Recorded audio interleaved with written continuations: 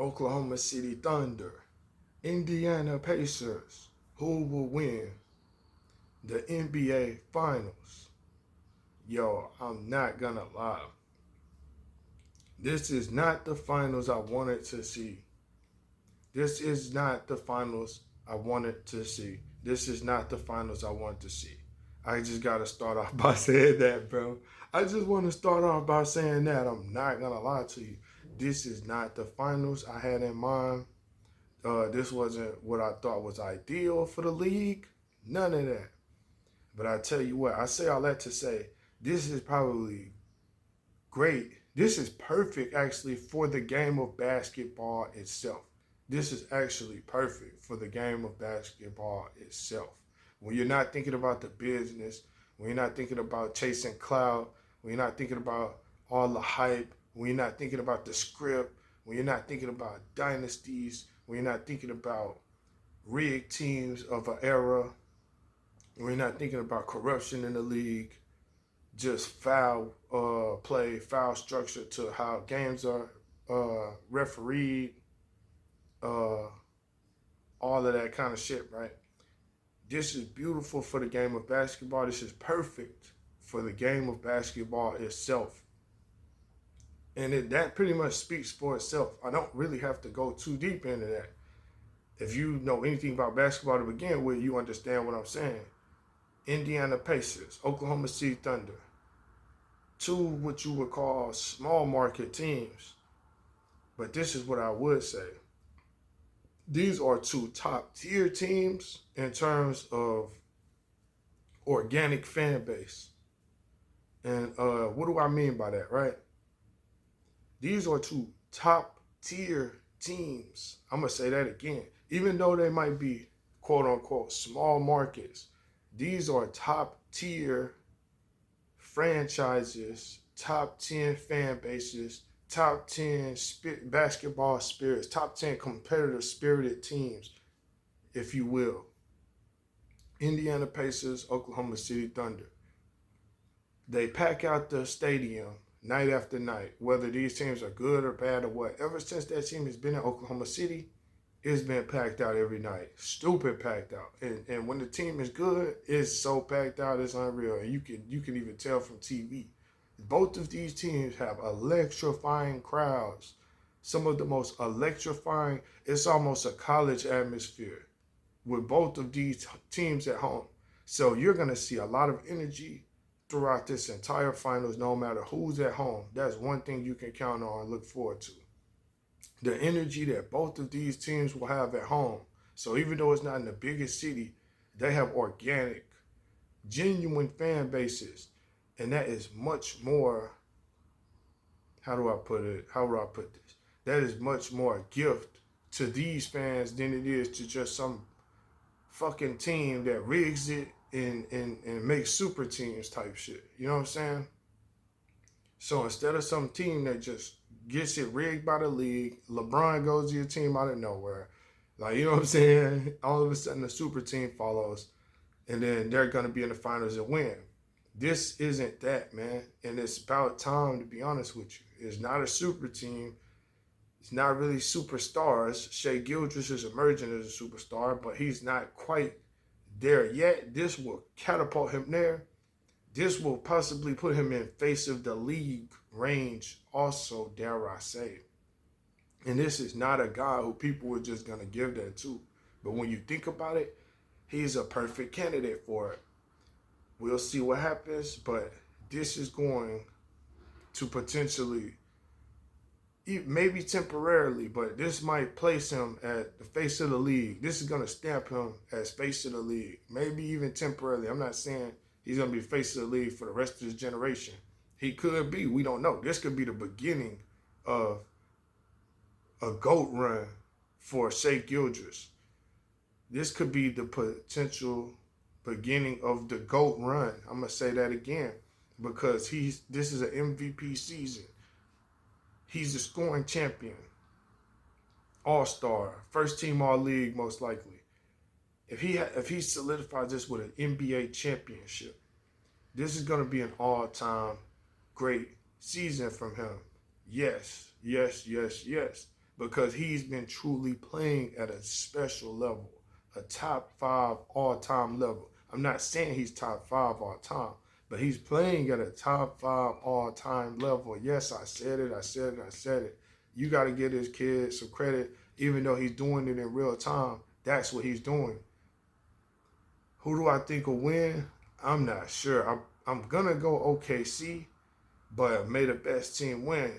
If you didn't got this far playing a great brand of basketball, that's also the last thing I want to say about this. We're going to get out of here. I'm not going to be on this all day. But they play, both of these teams, back to the basketball part of it specifically, both of these teams play a magnificent brand of basketball. And it's incredible. They move the ball. They defend. They look for the open man. They're setting screens. They're hustle plays. They'll foul you. They're into the game. They're drawing fouls. They're in transition.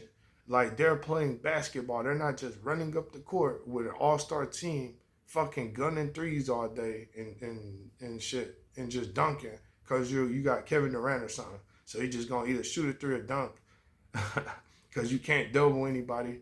So it's not just shooting threes and dunking the ball with these teams. They're playing textbook basketball. It's fast break layups. It's pick and roll. It's a high level. And of course you got the 3-ball, but it's also a pump fake, a jab step to the mid-range pull-up. It's more sophisticated with these teams because they play at a high level. And these two teams are playing at one of the highest levels I've seen teams play in a while as far as organic team basketball. This isn't just teams put together with fucking MVP players, Hall of Fame players on each team, even though they're playing at those levels. Yes, these guys, a lot of them you don't know. They're not household names from either of these teams. The most household name in this whole finals is going to be Shai Gilgeous, and he's not even that household. But after this, you better believe he could potentially cement himself, right? I'm not mad at who wins this finals. I'm not mad at who's in it anymore. Once you get over the fact that the previous history of NBA has been rigged and scripted, you realize that high-level basketball is still beautiful, even if it's from two small market teams. And these aren't really small market teams. I'm going to keep it a buck with you, because when you count, it's small market in terms of having the city around it. That's all. This isn't, and that's a term, you can't really apply that term to these teams, because these are actually two, in terms of the game of basketball, in terms of professional sports, these are two big-time franchises. As far as, like I say, consistency with maxing out the attendance in the stadium, consistency with selling merchandise, consistency with all of that, the consistency selling out night after 82 games in the season, every game sold out. How about that shit, huh? Jersey sold out. The fans are constantly supporting. So I don't know how that's considered small market. The only reason it's small market is you would say that is because it's not one of the top 5 teams in America. It's not Chicago, New York, LA, Houston, whatever. So Vegas, it's not one of them. Miami. So it's like they call it small market, but really these teams have better more loyal, genuine fans than a lot of those big market teams, to be honest with you. A lot of those big market teams ain't shit until they get a LeBron, they go over there anyway, and all that kind of shit. That's the only thing that those teams bank on. These are homegrown franchises that have been competitive years in, years out, played the right way years in, years out. These are teams that actually get cheated by the script. These aren't, so this is really a reward for them. These are teams that have been victims of the script. And just real quick, and we're out of here. Indiana loses to LA. That could have been their finals win. A lot of people say that was scripted. Even Shaquille O'Neal said, yo, we knew we were going to be in that finals. We knew we were going to win. For those of y'all that don't know, that entire playoff run, of course we know that Lakers team with Shaq and Kobe is an all-time team. But that first year when they won the championship was a rigged-ass year. All the way through that playoff run. Versus the Kings, versus Portland, all of that shit. Versus in the finals versus Indiana, people were screaming rigged at that time. What was that, the year 2000? Yeah, people were screaming rigged up and down that season. We all know that they came back in 01 though and dominated. One of the greatest teams. You can't say that was rigged. We all know that. That's one of the dominant Shaqs. That's one of the dominant, whatever. But Indiana, a lot of people say they got cheated out of the championship that year. OKC, a lot of people say they got cheated out of that year when Miami had LeBron and D Wade, and pretty much so, because if LeBron doesn't go to Miami with Bosh and Wade, Oklahoma City wins the championship that year. And that is the team with Westbrook in his prime, young Westbrook, Harden in his prime, and Kevin Durant. This was Harden's last year in OKC. They signed Serge Ibaka over James Harden, and that OKC, that was the end of that team ever since they did that. But now they're back. So this would be either of these teams' first championship. This is very excellent to see. So everybody wins in this finals.